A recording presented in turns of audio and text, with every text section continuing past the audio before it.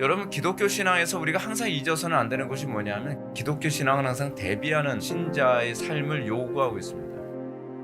하나님의 영원한 심판이 있을 거라는 것을 염두에 두고 대비하는 그런 삶을 살아야만 합니다. 성경 우리에게 뭐라고 얘기합니까? 깨어 있으라고 얘기하고 있습니다. 깨어 있고 대비하며 하나님 말씀 앞에 겸비한 사람들에게 주님의 도래는 구원의 날이지만 어떤 사람에겐 심판의 날일 수 있는 거죠. 주님이 재림하실 때 여러분들이 구원과 기쁨의 날이 될 것인지 정죄와 심판의 날이 될 것인지는 지금 현재 말씀에 대한 여러분들의 반응이에요. 그것이 그대로 이루어지게 될 거예요.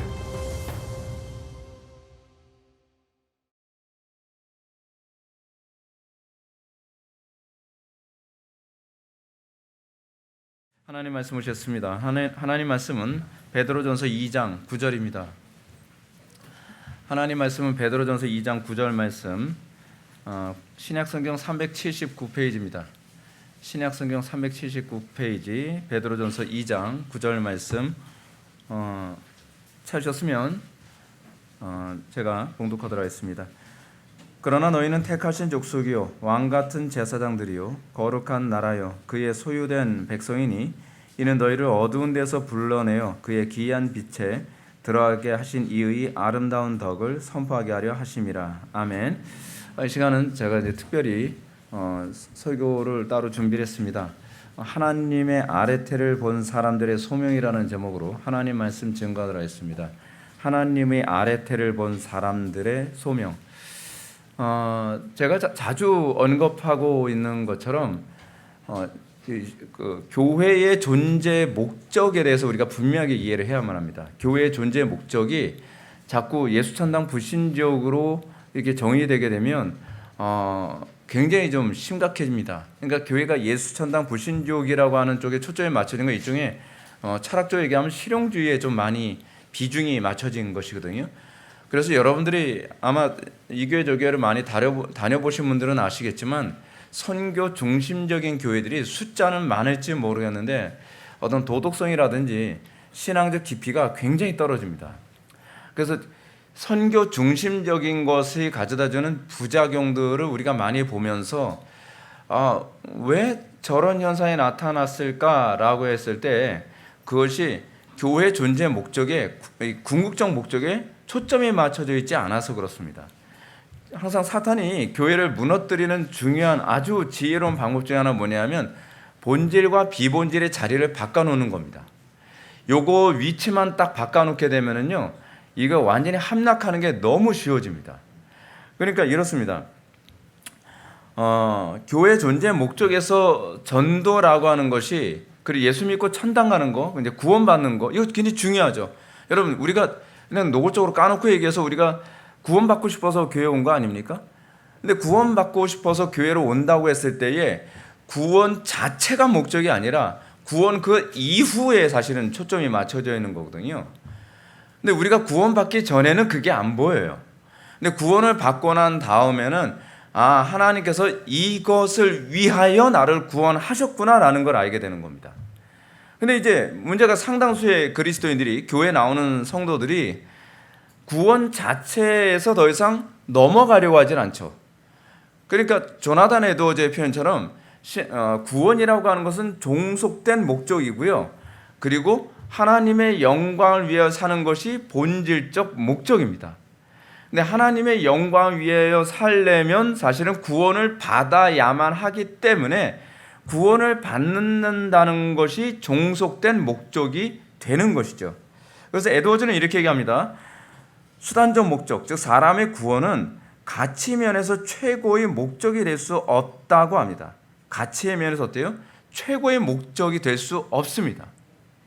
그럼에도 불구하고 수단적 목적이 궁극적 목적의 필요 불가결한 요소라면 궁극적 목적과 동일한 가치를 지닐 수 있다고 합니다.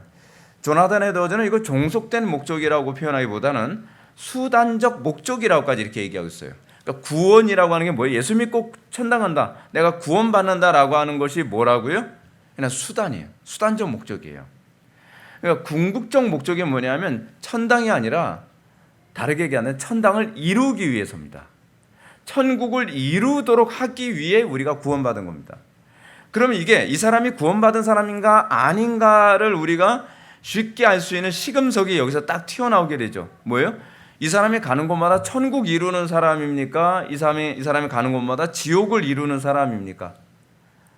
그러니까 사람들이 이러잖아요. 저는 구원받았는지 안 받았는지 각각 아리까리해요.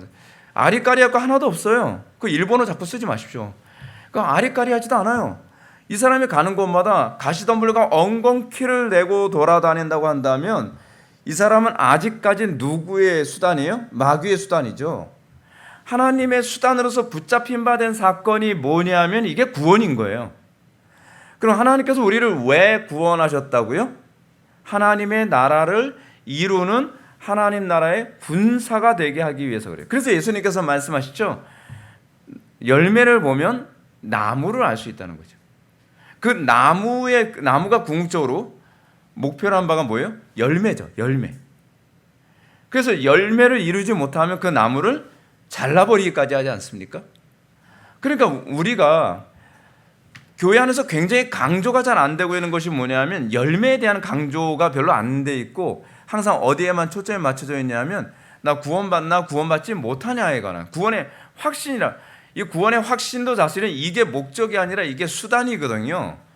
근데 구원의 확신 자체가 하나의 목적이 돼버리는 경우가 얼마나 많은지 몰라요. 가까운 이제 목양실로 전화가 오는데 사람들이 이제 구원의 확신에 관해서 제가 구원의 확신이 자꾸 흔들린다는 거예요. 그래서 구원의 확신이 흔들리는데 구원의 확신을 좀 잡아달라고 자꾸 전화를 하는데 참 제가 뭐라고 얘기하겠습니까? 그러니까 제가 구원의 확신이 흔들린다 뭐한다 이 얘기 하시는 분들의 공통점이 뭐냐면 하나님의 영광을 위하여 사는데 별로 관심이 없는 사람들이에요. 하나님을 영화롭게 하고 그리고 내가 가는 곳마다 내 주변에 있는 사람들에게 소금과 빛의 역할을 하고 삶의 매 순간순간마다 어떻게 하면 하나님을 사랑하며 이웃을 사랑하는 그 열매를 맺을까에 관심이 없으니까 자꾸 뭐가 흔들리는 거예요? 구원의 확신이 흔들릴 수밖에 없죠. 구원의 확신은 내가 날마다 맺는 열매를 통해서 확신이 오게 되는 건데 말이에요. 제가 이렇게 말씀드리겠습니다. 여러분, 결혼이 목적입니까? 결혼 생활이 목적입니까? 결혼 생활이 목적이죠. 결혼 생활이 목적인데 결혼을 하지 않으면 결혼 생활이 나올 수가 없죠. 그래서 표면적으로 보면은 결혼이 목적인 것처럼 보이죠. 근데 결혼을 하고 나면 그 다음에 결혼만 자꾸 생각을 하면 안 되잖아요. 결혼을 하고 나서 뭐예요? 나 결혼했는지 안 했는지 자꾸 헷갈려. 결혼했는지 왜 헷갈릴 거지? 뭐 때문에 결혼했는지 안 했는지 왜 헷갈릴까요? 결혼 생활이 없을 때 그렇습니다.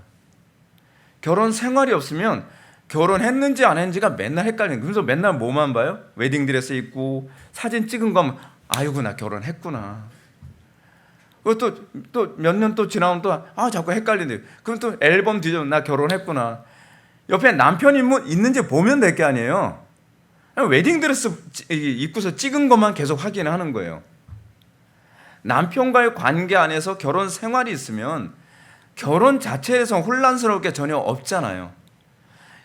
소위 구원의 확신이 자꾸 흔들린다고 하는 사람들의 특징이 뭐냐면 하나님, 우리의 남편 대신 하나님과의 이 영적인 커뮤니케이션이 전혀 일어나지 않으니까 자꾸 헷갈리는 거예요. 우리가 예수를 믿고 난 다음에 우리는 그 다음부터 우리가 중생하고 난 이후서부터 우리는 항상 어디에서 기쁨을 누립니까? 결혼했다는 것에 기쁨을 누립니까? 아니면 결혼 생활 안에서 기쁨을 누립니까? 남편을 항상 바라보고 남편을 기쁘시게 해드리고 남편과 나와의 관계 안에서 서로가 그 안에서 이루어지는 기쁨 안에서 결혼을 실감하고, 그렇죠? 그 결혼의 기쁨과 감격이 있는 것 아니겠습니까? 이 한국교회 안에서 나타나는 이 이단이 자꾸 치고 들어오는 것 중에 하나가 뭐냐면 자꾸 구원의 확신 문제 가지고 자꾸 이단이 자꾸 치고 들어오잖아요. 그 치고 들어오는 대표적인 이단이 구원파 아닙니까? 구원파가 왜 자꾸 치고 들어옵니까? 그 이유가 뭐냐면 이게 굉장히 치고 들어오기가 쉬워요. 왜냐하면 결혼 생활이 없는 사람한테 너 결혼한 것 같아? 안 한 것 같아? 맨날 헷갈린다는 거죠. 하나님과 나와의 관계 안에서 소위 영적인 결혼 생활이라고 하는 소위 그거를 요한 1서에서는 뭐라고 얘기합니까? 코이노니아. 하나님과의 코이노니아 그리고 그의 자녀들과의 코이노니아. 이 코이노니아가 굉장히 중요한 게 뭐냐면 이 코이노니아 이거를 우리는 다른 말로 뭐 교제, 친교 이런 식으로 번역하잖아요. 근데 그 친교가 어떻게 일어나요? 하나님으로부터 태어난 사람들, 자녀죠. 나와 새롭게 자녀되어진 형제들이잖아요. 우리가 그게 이제 요한 1서에서 얘기하는 소위 코이노니아의 중요한 핵심 아닙니까? 내가 눈에 보이는 바 형제와 코이노니아가 일어나지 아니하면서 눈에 보이지 않는 바 하나님과 코이노니아가 일어날 수 없다. 그렇죠? 그럼 명확하죠. 그럼 우리가 형제들, 거듭났다고 하는 또는 예수를 믿는다고 하는 그 공동체 안의 형제들과 아주 사랑의 코이노니아가 일어나면서 우리는 내가 하나님을 아버지로 또는 하나님을 나의 남편으로 여김을 이 안에서 또 실감하도록 하나님께서 제도하시고 또 시스템화하신 거예요. 그러니까 우리는 두 개의 코이노니아를 요한 1서에서 우리에게 요구하고 있는데 하나는 하나님, 하늘에 계신 삼위일체 하나님과의 코이노니아, 그리고 또 하나는 같은 공동체 지체들과의 코이노니아. 근데 요즘에 나타나는 교인들이 어떤 현상이 나타납니까? 신앙생활하면서 교회는 등록하지 않고 관객처럼 설교를 감사하고 돌아가죠. 왜 교회에 등록하지 않습니까? 왜 공동체 안에 들어오려고 하지 않습니까? 라고 얘기되면 그분들은 이렇게 얘기합니다. 아유, 공동체 안에 들어오면 골치 아파요. 이런 사람 저런 사람이 있어 골치 아파요. 여러분, 공동체 안에서 그 골치 아픔을 통해서 성화가 일어나는 겁니다. 그 갈등, 여러분 우리가 이렇게 생각해 봅시다. 부모가 자녀를 낳아요. 한 피를 나눈 형제들이 있는데 한 피를 나눈 형제들과의 관계 안에서 이런 골치 아픕니까? 안 아픕니까? 우리 어렸을 때 보면요, 애 둘 키워도 맨날 싸워요. 맨날 싸워. 근데 애 여기 네 키우는 집 있잖아요. 여긴 전쟁터죠. 여긴 거의 2차 세계대전일 거예요. 맨날 싸우겠죠. 왜냐하면 인격이니까 서로 다르니까요. 근데 이런 게 있습니다. 얘네들 성격 좋을 수밖에 없어요. 왜냐하면 서로 맨날 싸우니까. 맨날 싸우면 서로 고집을 맨날 꺾어주는 거예요. 성격 안 좋은가? 네, 몰라요. 근데 요즘에 이 관계 안에서 우리 뭘 느끼는 거죠? 아, 교회 안에 형제들끼리 싸우는 게 맞다. 교회 안에 서로가 갈등하지만 우리는 이 땅에서 완전히 천사로 우리가 바뀐 게 아니잖아요. 예수 믿었다고 해서 여러분 그때부터 완전히 딱 날개가 퐁 하면서 날개가 나와서 막 천사처럼 막 날아다니는 거 아니잖아요. 머리에 막 동그란 거 막 생기고 그런 사람 아니란 말이에요. 그렇죠? 그럼 이 땅에서 하나님께서 우리로 하여금 성화시키는 방법으로 붙여진 사람이 뭐예요? 형제죠. 얘네도 형제 넷이서 맨날 싸움 서로 성화시키잖아요. 서로가 막 고집 꺾어주고 서로가 서로 막 단점 계속 지적해주고 그러면서 서로가 막 성화되는 거잖아요. 공동체 안에서 우리가 모이고 이 안에서 서로가 이 갈등할 때 누가 중재시켜 줍니까? 부모가 중재시켜 주잖아요. 그러면서 그 부모를 통해서 부모의 그 지침 아래서 형제가 커가잖아요.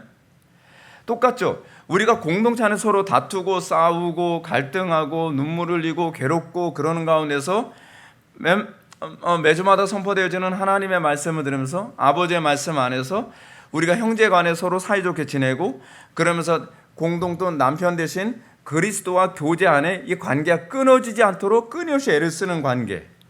그러니까 본질이 항상 뭐냐면 결혼이 아니라 결혼 관계라는 것에 관해서 우리가 놓쳐서는 안 되는 거예요.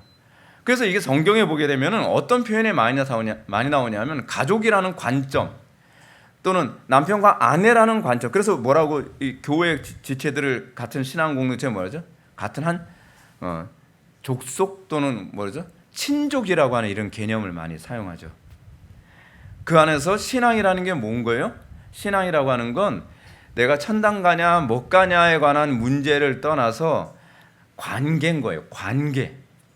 하나님과의 관계, 이웃과의 관계. 그리고 결혼이라고 하는 것은 관계의 실제적인 것을 보여주는 거죠. 결혼은 우리의 관계 시작, 스타트를 얘기한다면 그 이후서부터 하나님께서 우리에게 기대하시는 건 뭐예요? 결혼 관계, 결혼 생활이라고 하는 걸 우리에게 기대하는 것이죠. 그렇다고 한다면 여러분들이 예수를 믿고 났다고 한다면 여러분들 그 부부가 결혼을 하면서 결혼 생활에 아무런 기대도 안 하고 결혼식만 기대하는 사람 봤나요?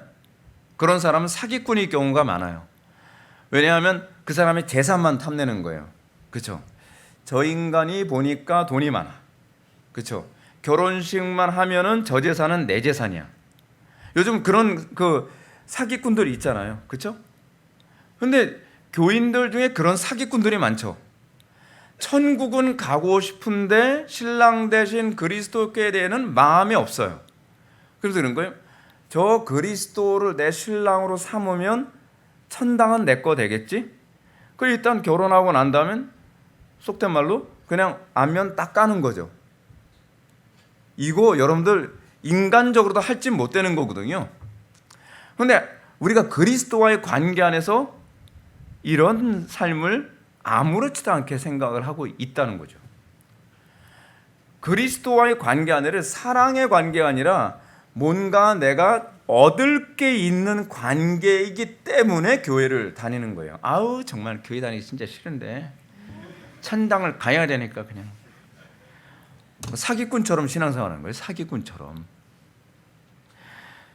그럼 교회가 존재해야 되는 목적이 무엇이겠습니까? 이걸 이야기해서 우리는 먼저 염두에 둬야 될 것이 있습니다. 이제 천지창조의 목적이라고 하는 것부터 우리가 좀 생각해 봐야 되겠습니다. 조나단 에드워즈의 천지창조의 목적이라는 책이 있습니다. 여러분들 로이드 존스 목사님이 뭐라고 말씀하시냐면 나는 목회자들에게 천지창조의 목적은 강요를 해서라도 강제로라도 일으키고 싶다라고 할 정도로 조나단 에드워즈 천지창조의 목적은 굉장히 이렇게 높이 평가받는 책입니다. 그런데 여러분들 읽어보시면 강요를 해도 읽기가 힘든 책이에요. 앞부분에 온통 철학 얘기로만 막 도대체 왜 철학 얘기 나오는지 이해가 안 되는. 그러다가 이제 중간서부터 보게 되면 이제 성경적 관점으로 설명하면 거기는 이제 조금 이제 좀 편안해지기 시작을 하거든요. 근데 읽어보시면 압니다. 왜 로이드 존스 목사님이 이거를 강요해 가면서도 읽혔으면 좋겠다라고 얘기하는지요. 근데 조나단 에드워즈의 천지창조의 목적을 보게 되면 조나단 에드워즈는 천지창조의 목적을 1차적으로는 하나님 자신이라고 얘기합니다. 하나님 자신을 위해서 천지를 창조하셨다. 근데 우리는 어떻게 인식을 하죠? 나를 위해서 우주 만물을 창조하셨다라는 소리를 많이 듣지 않았나요? 뭐 그런 거예요. 뭐 이제 예를 들어서 진화론자들이 아무렴 저렇게 별들이 많은데 저기에 외계인들이 없을 수가 있겠나? 뭐 이런 얘기 하잖아요. 없을 수도 있죠. 왜냐하면 온 우주 만물은 우리를 위해서 창조하신 것이 아니라 하나님의 영광을 드러내기 위해서 창조하신 거예요. 그런데 우리는 온 우주 만물이 우리를 중심으로 해서 우리를 위해 창조한 거라고 생각을 하니까 있을 수도 있어야 된다라고 생각을 하는 거예요. 그 조나단 에드워즈가 얘기하는 천지창조의 목적의 더 핵심이 뭐냐면 하나님의 영광입니다. 하나님의 영광. 제가 제가 성역 구절 한 두 구절만 읽어드리겠습니다. 나는 나를 위하며 이를 이룰 것이라. 어찌 내 이름을 욕되게 하려. 내 영광을 다른 자에게 주지 아니하리라. 이는 만물이 주에게서 나오고 주로 말미암고 주에게로 돌아감이라. 그에게 영광이 세세에 있을지어다. 아멘. 이 세상 모든 창조물은요 다 하나님의 영광을 위해서 창조된 겁니다. 나를 위해서. 여러분들 나 중심적으로 생각하지 마십시오. 예수를 믿고 난 다음에 여러분들에게 나타나는 관점의 변화가 나타나는데 그것이 뭐냐면 나 중심에서 하나님 중심, 이웃 중심으로 이 중심의 중심축이 달라지게 됩니다. 사고하는 중심축이. 그러니까 예수를 믿으면서 이기적이다. 그것은 불가능합니다. 예수를 믿고 나면 하나님의 심정을 바라보면서 내가 어떻게 말하고 어떻게 행동하고 어떻게 결정할 것인가를 고민하고 이웃과의 관계 안에서 내가 어떻게 말하고 어떻게 행동하고 어떻게 결정할 것인가를 고민하는 상태가 됩니다. 그래서 성화가 나타나는 거죠. 그 본성적 변화가 나타나는 겁니다. 자, 그러면 좀 더 천지창조에 관한 부분에서 좀 더 축소해서 한번 생각해 봅시다. 무엇보다 제가 말씀드리고 싶은 것은 하나님께서 아담과 하와를 왜 굳이 창조하셨을까 하는 것입니다. 왜 이 골치 아픈 골치덩어리 인간을 왜 창조하셨을까요? 인간 창조 안 했으면 골치 안 아플 텐데. 그렇잖아요?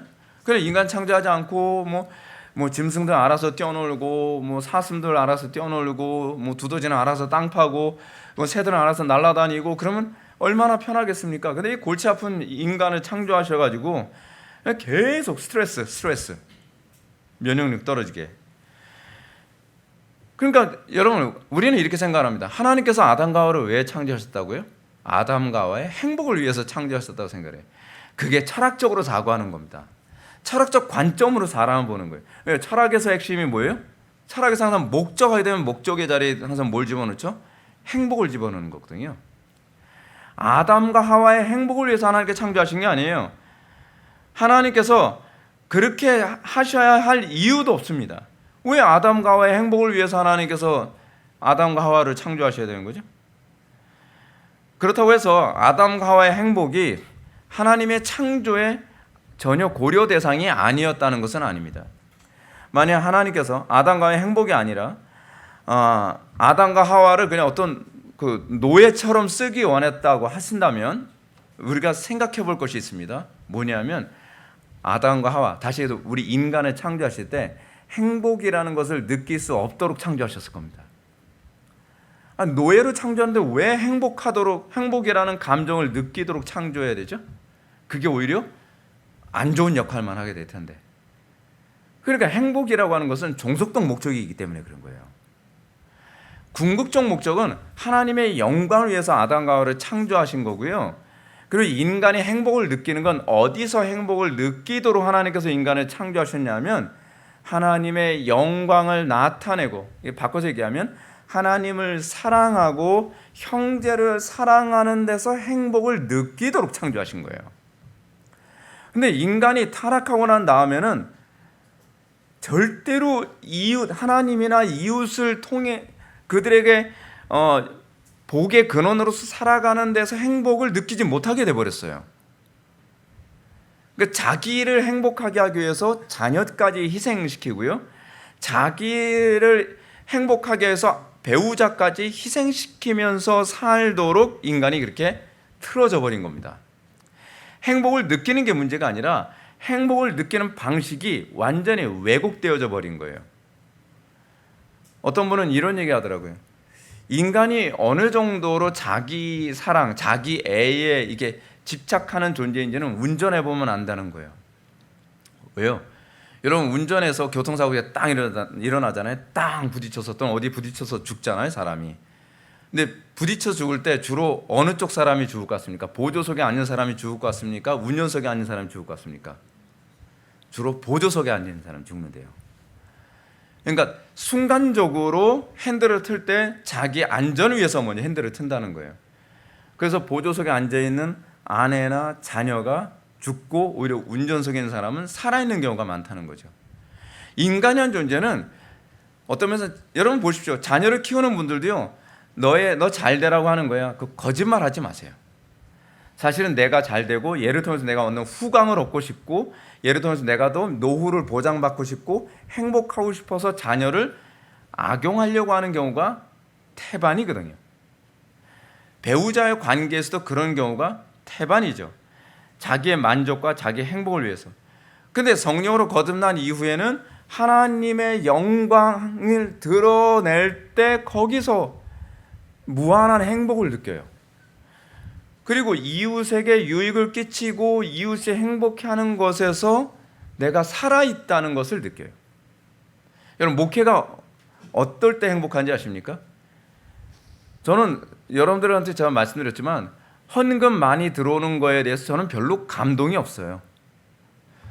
저는 여러분들이 이거 정말 여러분들이 이것도 어느 정도 좀 생각을 하셨으면 좋겠는데, 저는 여러분들의 의도를 저는 뭐 잘 알아요. 근데 그럼에도 불구하고 저는 여러분들이 저한테 뭐 싸들고 오는 것에 대해서 행복을 거의 못 느껴요. 제가 목회하면서 행복을 느끼는 게 뭐냐면 여러분들의 가정과 삶이 바뀌었다는 것에서 진짜, 이러니까 이것 때문에 목회하지, 이 소리가 나와요. 이 땅 살면서 얼마나 지옥 같습니까? 근데 예수를 믿고 나서 목사님, 제가 변했어요. 제 배우자가 변했어요. 내 자녀들이 변했어요. 여러분, 그것만큼 행복하고 복된 게 어디 있습니까? 근데 하나님께서는 우리를 그렇게 창조하셨어요.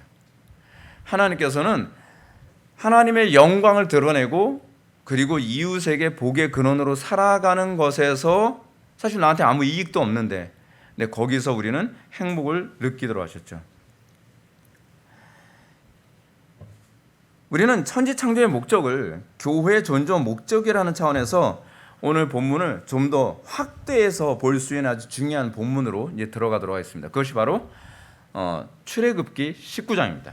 여러분들 오늘 베드로전서 이 부분은 손가락으로 좀 꼽아 놓으시는지 뭐 다른 거로 주보를 꼽아 놓으시는지 하시고 이제 주로 보시게 될 본문은 출애굽기 19장을 보시게 될 겁니다. 오늘 본문은 여러분들 잘 아시는 본문이니까 제가 다시 한번 읽습니다. 그러나 너희는 택하신 족속이요 왕 같은 제사장들이요 거룩한 나라요 그의 소유가 된 백성이니 이는 너희를 어두운 데서 불러내어 그의 기이한 빛에 들어가게 하신 이의 아름다운 덕을 선포하게 하려 하심이라 라고 하고 있습니다. 이 본문을 정확하게 이해하려면 우리는 출애굽기 19장 3절부터 6절 말씀, 오늘 3절부터 6절까지의 말씀을 보셔야 본문의 이해가 쉽습니다.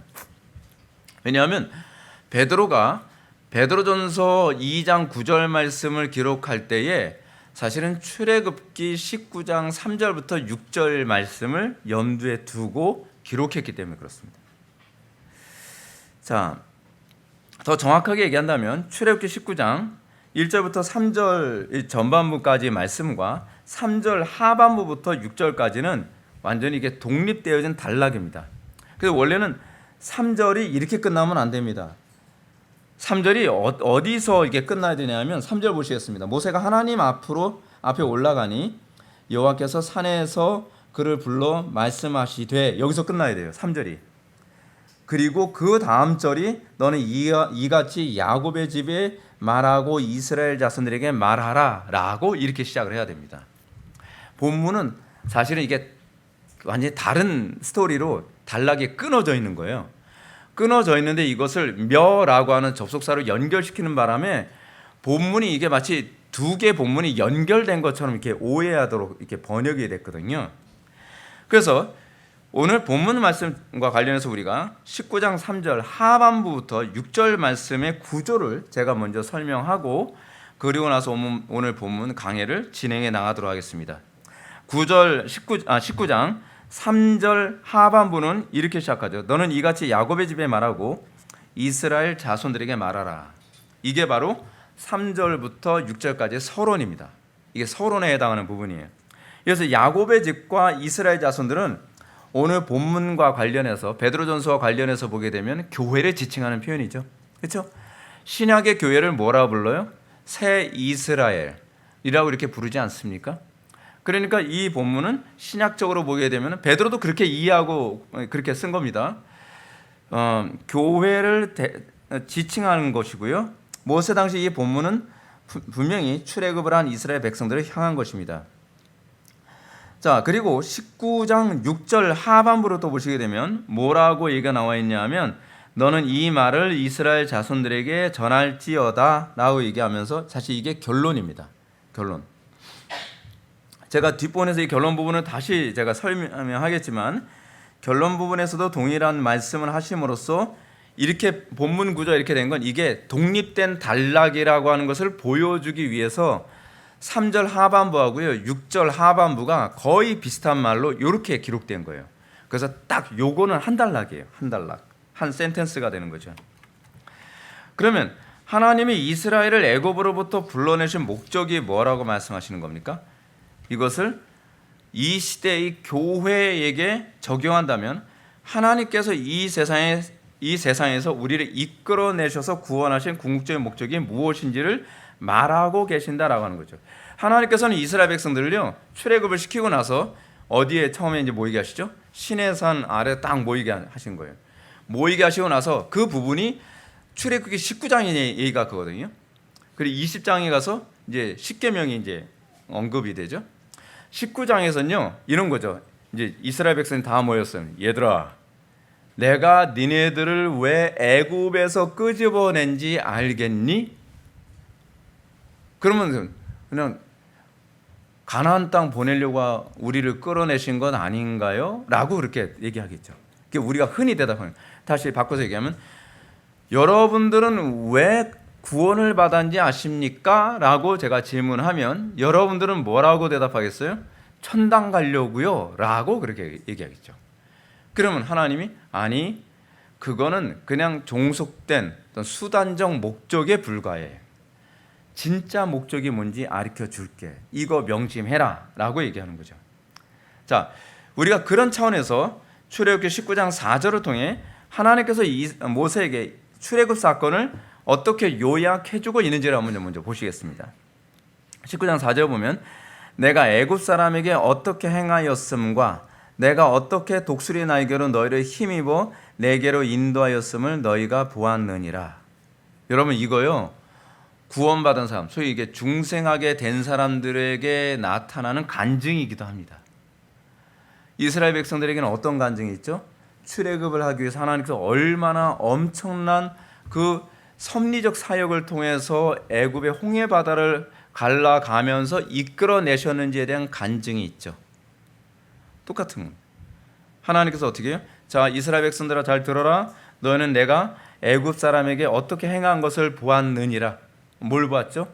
10가지 재앙을 내리시고 그리고 하나님께서 홍해 바다를 가르시고 그리고 홍해 바다에 애굽인들을 다 몰살시키시는 그런 사건들을 다 보게 하신 거죠. 여러분들 우리가 중생하게 된 사람들은 다 이런 간증이 있죠.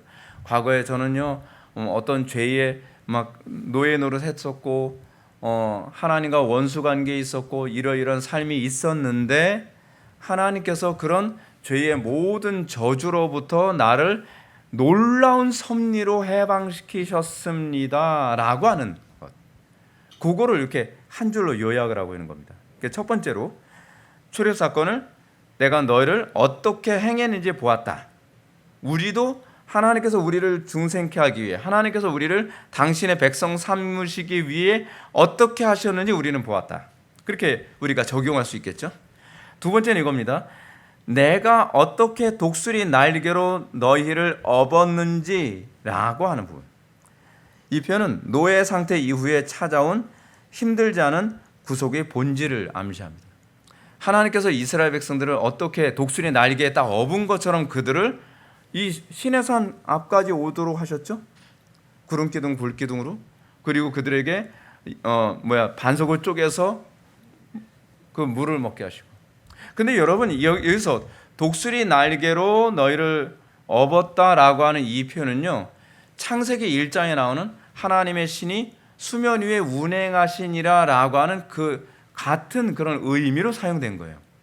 하나님께서 우리를 하나님 백성으로 삼기 위해 얼마나 놀라운 섭리적인 성령의 역사가 있었는지를 보여주는 거죠. 여러분 우리가 예수 믿게 된 게 얼마나 드라마틱한지 아십니까? 우리가 예수 믿게 된 게 그렇게 간단하지 않습니다. 우리는 전 체험 없는데요.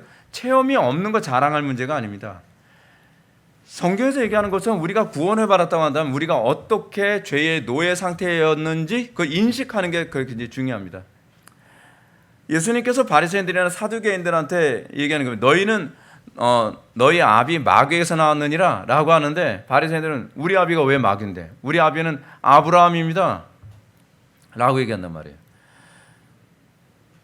너희는 노예다. 너희들은 죄의 노예다. 우리가 언제 노예가 되었습니까? 우리는 전혀 노예된 적 없었습니다. 그런 사람이 어떻게 하나님의 백성에 들어왔다고 얘기할 수 있습니까? 하나님의 백성이 되면서 인식하게 되어진 부분이 있습니다. 그것이 뭐냐면 예전엔 죄가 친구인 줄 알았는데 이제는 죄가 나의 원수라는 걸 알게 된 거예요. 옛날에는 나는 죄의 노예인 줄 알지 못했는데 내가 예수를 믿으면서 죄가 나의 원수인 줄 아는 거예요. 그래서 더 이상 죄와 즐길 수가 없습니다. 죄와 사이좋게 지낼 수가 없어요. 절대로 장차 망할 이 세상으로 돌아갈 수가 없다는 얘기입니다. 셋째로, 그리고 내가 너희를 내게로 인도하였느니라 라는 표현은 이스라엘에게 출애굽의 목적 혹은 목표를 상기시켜주고 있습니다. 하나님께서 여러분 이게 굉장히 흥미로운 게 이스라엘 사람들은 출애굽을 와서 어디로 인도받고 있다고 생각을 한다고요? 가나안 땅. 근데 하나님께서 뭐라고 얘기해요? 나는 너희들을 출애굽을 해서 가나안 땅에 인도한 게 아니라 나에게로 인도했다라고 얘기합니다.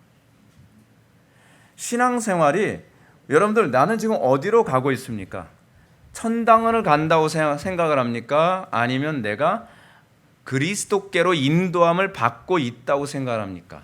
그리스도께 인도함을 받고 있다고 한다면 여러분들에게 나타나야만 하는 것은 성화예요. 그리스도에게 여러분들이 인도함을 받고 있다고 한다면 여러분들의 마음속에 나타나는 건 진리에 대한 열망이에요. 여러분들이 그리스도께로 인도함을 받고 있다고 생각한다면 형제와 서로 코이노니아하는 거예요. 교회를 사랑하는 것으로 나타나야 돼요. 이건 청교도들이 수도 없이 얘기했던 부분들이거든요. 근데 이것이 교회 안에서 완전히 망각되어진 부분이죠. 여기까지가 이제 출애굽의 요약입니다.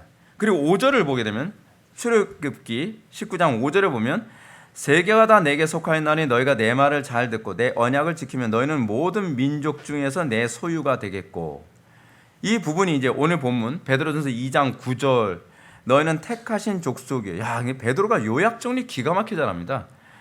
이렇게 긴 문장을 딱 뭐라고 이렇게 핵심만 간추려요? 너희는 택하신 족속이요. 하나님은 뭐라고 말씀하셨다고요? 세계가 다 내게 속하였나니 너희가 내 말을 잘 듣고 내 언약을 지키면은 너희는 모든 민족 중에 내 소유가 되겠고. 근데 베드로는 뭐로 요약을 해? 이거 시험 진짜 잘 보는 사람. 시험 잘 요약 정리 기가 막히게 잘하는 사람이죠. 뭐라고요? 너희는 택하신 족속이요라고 그냥 요약 정리하는 거. 그런데 이 베드로전서의 이 말씀 본문은 이사야서 43장 20절부터 21절을 또 인용하고 있는 거예요. 자, 어떻게 인용하는지 잘 들어보시죠. 장차 들짐승 곧 승냥이와 타조도 나를 존경할 것은 내가 광야의 물을 사막의 강을 내어 내 백성 내가 택한 자에게 마시게 할 것이며 내가 택한 자에게 마시게 할 것이며 이 백성은 내가 나를 위하여 지었나니 나를 찬송하게 하려 합니다. 하나님께서 이 백성을 왜 선택하시고 왜 창조하셨다고요? 나를 위해서, 하나님의 영광을 위해서, 하나님을 찬송케 하기 위해서 하나님께서 이 백성을 지으셨다, 선택하셨다, 택하셨다라고 얘기하는 거예요. 그럼 내가 구원받았다라고 한다면 어떤 현상이 나타나야 돼요? 바울이 로마서 13장에서 얘기하는 것처럼 너희 중에 아무든지 자기를 위하여 사는 자가 없고. 왜 이런 얘기를 하죠? 그건 이사야서 20장의 말씀처럼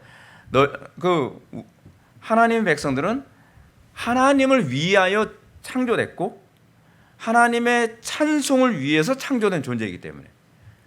그럼 여러분들이 예수를 믿고 나면 이제 더 이상 이기적으로 살 수 없는 거죠. 내 본성에 새로운 법이 들어온 거예요. 그 로마서 7장에서 얘기하는 새로운 법 아닙니까? 그 법이 뭐예요? 이제는 하나님을 위해서 사는 법이고 이웃을 위해서 사는 법이죠. 그 법을 우리는 다른 말로 뭐라 그래요? 율법이라고 그러죠. 율법.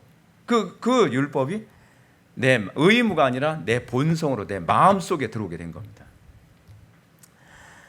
그래서 베드로는 교회 존재 목적이 나를 위하여 지었나니 나를 찬송하게 하려 함이라고 요걸 말하고 싶었던 겁니다.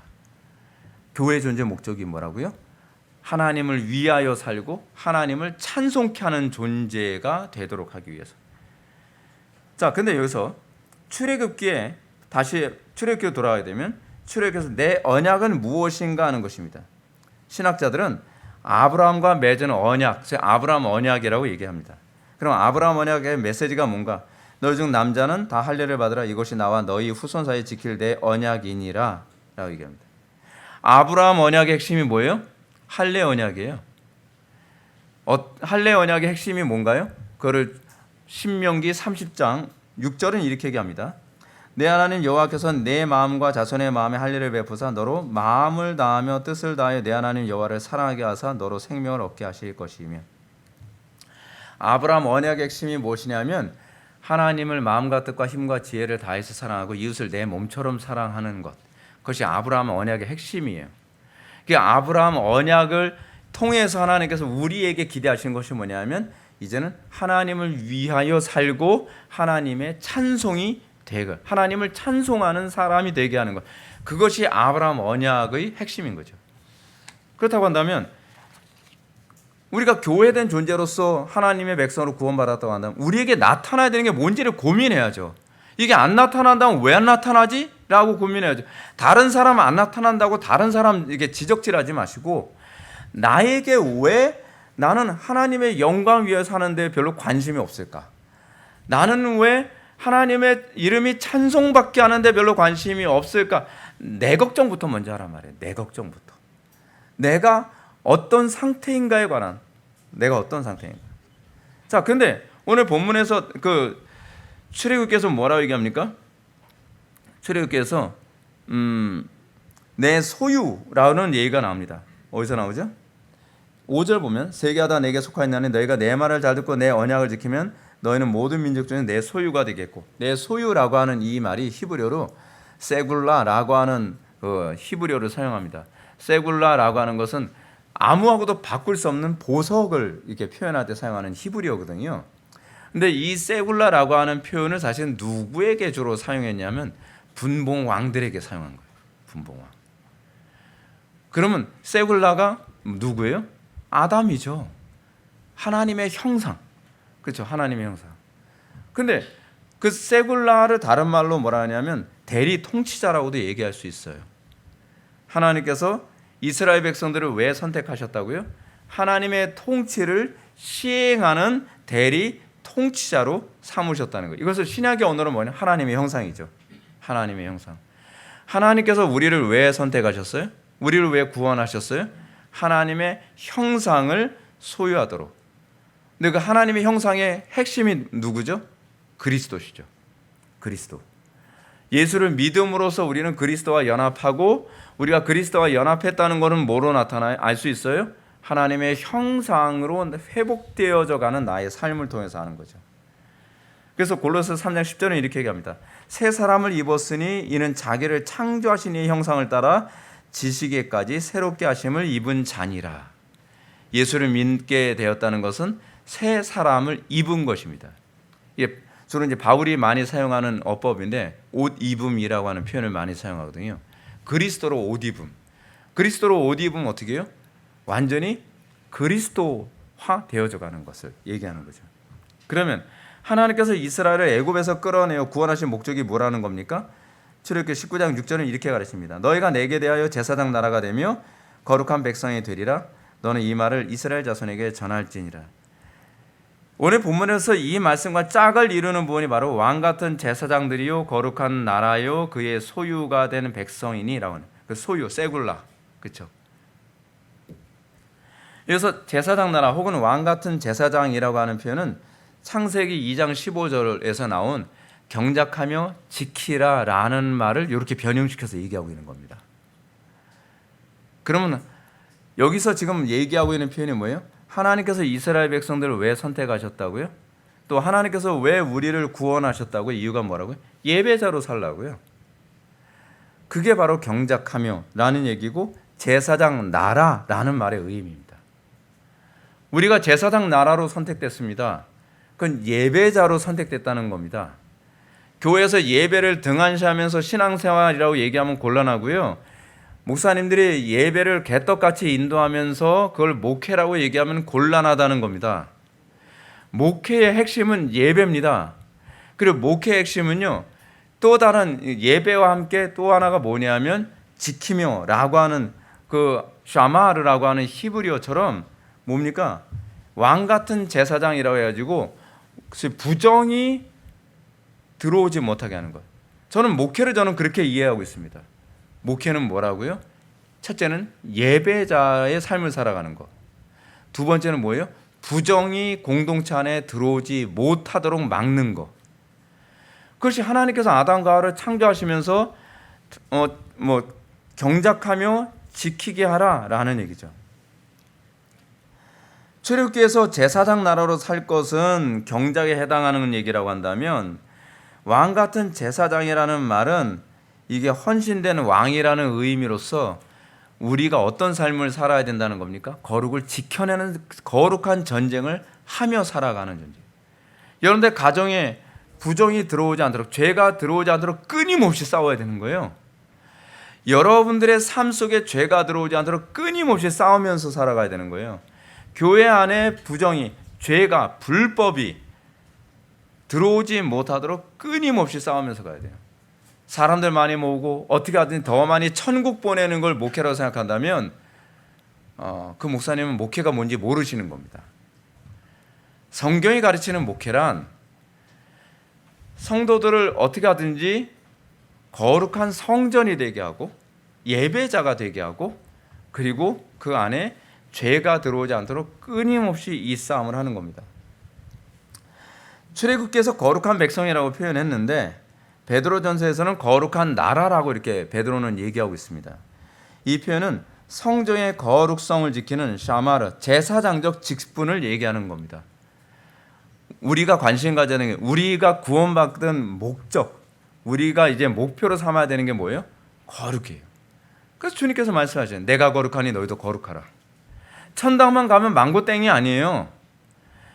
뭐 우리는 마치 이런 거잖아요. 일단 결혼해서 결혼 도장 딱 찍었으니까 배째라는 식으로 그렇게 나오면 곤란한 거예요.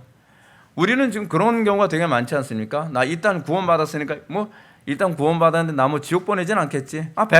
배째라고. 이런 식으로 마치 무대포식으로 신앙생활하는 경향이 많이 있잖아요. 그건 가짜예요. 가짜. 진짜 그가 구원받은 사람이라고 한다면 그에게 나타나는 관심이 뭐냐면 거룩이에요. 어떻게 하면 하나님을 참되게 예배할 것인가. 예배의 개념이 뭐예요? 여러분들 예배당 와서 예배하는 것만 예배가 아니잖아요. 하나님의 말씀대로 나의 삶에 그 말씀을 적용하는 것 자체가 예배잖아요. 그걸 뭐라고 사도 바울이 얘기했죠? 거룩한 산 제사죠. 그게 예배예요. 공적 예배에 와서 맨날 설교 듣고 잊어먹고 내 멋대로 살고 또 예배당 와서 설교 듣고 맞아 그렇게 살아야지 하고 난 다음에 나가자마자 싹 잊어버리고 내 습관대로 살고 또 왔다가 또 저한테 설교 들으면서 또 찔리면 또 그렇게 살아야지 하고 나서 나갈 땐 또 잊어먹고 하던 대로 말하고 하던 대로 행동하고 하나도 아무것도 바꾸질 않아요. 그럼 예배를 한 적이 없는 거죠. 예배라고 한다면 여러분들 삶을 거룩한 산제물로 바꾸는 거예요. 날마다 여러분들 삶 속에 바뀌지 않은 그 부분과 죄와 싸워서 더 내 자신을 하나님 앞에 번제로 드려가며 더욱더 그리스도를 닮아가는 그 삶을 살아가야 된단 말이에요. 그게 바로 예배의 본질이란 말이에요. 근데 아무리 얘기해도 여러분들은 제 심령 모릅니다. 아무리 얘기해도 하나도 안 바뀌어요. 설교 듣고 난 다음에 또 그러고 나서 까먹었어요. 또 늦는 사람은 항상 듣고 게으른 사람은 항상 게으르고 사람들한테 불편 주는 사람은 계속 불편 주고 하나도 바뀌지 않으면서 뭐예요? 꼬박꼬박 예배만 참석하면 그게 천당 가는 길인 줄 아는 거예요. 여러분들 제가 질문 던져볼게요. 여러분들 설교 듣고 나서 여러분들 삶 속에 얼마나 적용합니까? 여러분들과의 관계 안에서 이웃과의 관계 안에서 가정에서의 관계 안에서 맨날 지적받는 얘기 들어도 또 못 고치고 또 못 고치고 또 못 고치고 그래도 좀 구원의 확신은 있어요. 구원의 확신이 면죄부가 아닙니다, 여러분. 그런데 나는 예배를 한 번도 한 적이 없으면서 나는 구원받았다. 아니요, 구원을 받았으면 예배자로 살게 되어 있어요. 그 날마다 내 삶의 변화가 나타나는 게 그게 내가 예배자의 삶을 내가 예배자가 되었다는 것을 알 수 있는 근거란 말이에요. 그런데 나는 예배를 하나님을 참되게 예배하는 데도 관심이 없고 공적 예배에서도 내가 하나님을 참되게 예배하는 데 관심이 없어요. 맨날 거짓말하던 거 또 거짓말하고 분리하면 또 거짓말하고 상황에 따라서 또 이렇게 바뀌고 저렇게 카멜레온처럼 바뀌면서도 뭐라고 얘기해요? 그래도 난 구원의 확신이 있어. 그건 아니죠. 예배자란 죄와 싸우는 거예요. 내 타락한 본성과 싸우는 거예요. 그러면서 어떻게 하든지 교회의 거룩을 지켜내고 하나님의 이름이 찬송받도록 살아가는 것. 거기서 나의 행복을 비로소 느끼게 되는 거예요. 나 거기서 비로소 내가 행복을 느낍니다. 그게 이제 구원받은 사람들이 나타나는 특징이죠. 자, 이제 결론에 해당하는 오늘 본문을 봅시다. 사도 베드로는 이렇게 얘기합니다. 너희를 어두운 데서 불러내어 그의 귀한 빛에 들어가게 하신 이라는 말을 합니다. 출애굽기 19장 4절에 내가 애굽 사람에게 어떻게 행하였음과 내가 어떻게 독수리의 날개로 너희를 입어 내게로 인도하였음과 이렇게 짝을 이루죠. 여러분 그 귀한 빛 아닙니까? 귀한 빛. 출애굽기에서는 하나님이 애굽에서 이끌어내신 하나님을 하나님으로 묘사되지만 베드로는 그리스도의 대속 사건을 염두에 두고 영적 이스라엘인 교회는 어두운 데서 불러내어 그의 기이한 빛에 들어가게 한 존재라고 얘기합니다. 구원이 뭐예요? 옛적 어두운 삶에서 그리스도의 빛된 삶으로 내가 불러내어 그 빛에 들어가게 된 겁니다. 여러분들 그걸 내가 간증할 수 있습니까?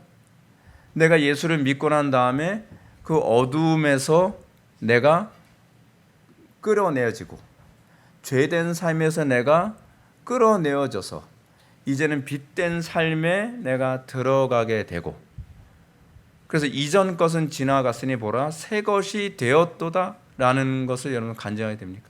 아니, 주변 사람들이 인정합니까? 자기는 맨날 변했다고 생각을 하는데 주변 사람들이 인정하지 않는 사람들 되게 많이 있잖아요. 신앙이라는 건 이겁니다. 그의 기이한 빛 가운데에 내가 들어간 것을 내가 정말 체감하느냐에 관한 문제입니다. 그럼 하나님이 왜 이스라엘을 하나님에게 인도하셨습니까? 하나님께서 이스라엘을 왜 하나님 자신에게로 인도하셨죠? 그 이유를 그의 기이한 빛 안에 들어가게 하기 위해서. 근데 그의 기이한 빛에 들어가게 하셔서 뭐예요? 그의 아름다운 덕을 선포하게 하려 하는 데 있는 거죠. 아름다운 덕을 선포하게 하는. 자, 여기서 이제 오늘 제목에 해당하는 아레테 얘기가 나옵니다. 그래서 아름다운 덕이라고 이렇게 번역을 했잖아요. 아름다운 덕. 근데 헬라어로 이 부분이 아레테입니다. 근데 아레테를 사전적인, 그러니까 헬라어 사전을 보면 뭐라고 되어 있냐면 미덕이라고 했어요. 그러니까 미덕이라고 번역해야 이게 사실 더 번역이 잘 맞는 거거든요. 근데 그 아름다운 미자에다 덕덕자를 쓰니까 이거를 친절하게 풀어가지고 아름다운 덕이라고 이렇게 번역을 한 거예요. 근데 그 번역이 맞는 게 아니라 미덕이라는 말이 더 맞는 얘기예요. 탁월한 덕 또는 미덕. 옛날에는 이거 탁월한 덕이라고 번역했었거든요. 개역 성경에서는. 근데 개역 개정에서 또 잘 번역한다고 하면서 철학을 잘 모르시는 분이 번역을 하신 것 같아요. 미덕이라고 번역하면 이 아레테의 그 헬라어 의미를 더 선명하게 알게 하는 거거든요. 근데 느낌이 다르잖아요. 미덕. 그 미덕이라고 하는, 미덕으로 번역된 이 아레테는요 어떤 의미냐 하면 이데아의 정점, 이렇게 얘기하면 되게 어렵죠. 이데아의 정점 이런 걸 얘기하는 거예요. 이제 이렇게 얘기하면 이해하기 쉽습니다. 이런 얘기, 감사의 미덕이 있어야 된다. 우리 이런 얘기 많이 듣잖아요. 그리고 겸손의 미덕, 근면의 미덕, 너그러움의 미덕, 뭐 이런 얘기를 많이 하죠. 근데 이 미덕이라는 이 개념, 이 아레테는 뭐냐면 이 미의 정점을 보는 걸 얘기합니다. 또는 그러니까 아름다움의 정점, 음악의 정점, 정의의 정점, 뭐 이런 걸 아레테라고 얘기하는 거거든요. 자, 그렇다고 한다면 미의 그러니까 어떤 미술가가 그림을 그려요. 근데 이 그림을 그리는데 이 사람이 무한대로 발전할 수 있는 사람인가 아닌가를 알 수 있는 중요한 시금석이 뭐냐면 아름다움의 아레테를 보게 된 사람은 그 아레테에 초점을 맞춰서 평생 그 아름다움의 아레테를 그리려고 애를 쓰겠죠. 그 대표적인 사람이 미켈란젤로잖아요. 미켈란젤로가 그 있잖아요. 이렇게 딱 해가지고서 둥그런 원 안에 사람이 이렇게 서 있는 그림을 그렸잖아요. 근데 그 그림이 사실은 미켈란젤로가 그리려고 했던 것이 뭐냐면 인간의 아레테를 그리려고 했었던 거였거든요. 근데 인간의 아레테가 사실 영혼이거든요. 근데 그걸 그림으로 어떻게 그려요? 그러니까 옛날에 정경화 씨가 이제 그런 얘기합니다. 자기는 음악 연주하는데 항상 불만이 많대요. 그 이유가 뭐냐면 정경화 씨는 자기가 바이올린을 연주를 하는데 그 연주에 아레테가 있어요. 그런 사람이 진짜 잘하는 사람입니다. 그래서 정경화 씨는 자기가 수천 번을 연습을 하는데 그 연습을 하는 이유가 뭐냐면 내 머릿속에서 맴도는 그 곡의 아레테가 있다는 거예요. 근데 아무리 연습을 해도 거기에 근접해지지가 않는다는 거예요. 이게 아니야. 더 아름다운 선율이 있고 더 강렬한 그 무엇인가가 있는데 나는 그 아레테의 그 기준이 있는데 아무리 노력해도 조금씩 성장은 하지만 거기에 도달을 못하는 거예요. 옛날에 로이드 존스 목사님이 이런 얘기합니다. 저는 설교를 제대로 해본 적이 없습니다 라고 얘기해요. 제가 일평생 제대로 설교다운 설교를 했다고 생각하는 건 딱 한 번입니다. 그것은 꿈속에서입니다. 내가 꿈속에서 설교하는 꿈을 꿨는데 그 꿈에서의 설교는 정말 완벽한 설교였습니다. 아레테죠. 설교의 아레테가 있는 겁니다. 그 설교의 아레테 또는 미의 아레테, 음악의 아레테 또는 정의의 아레테를 본 사람은요, 죽을 때까지 그 정점을 향해서 살아가게 되어 있습니다. 그리스도인은 어떤 사람입니까?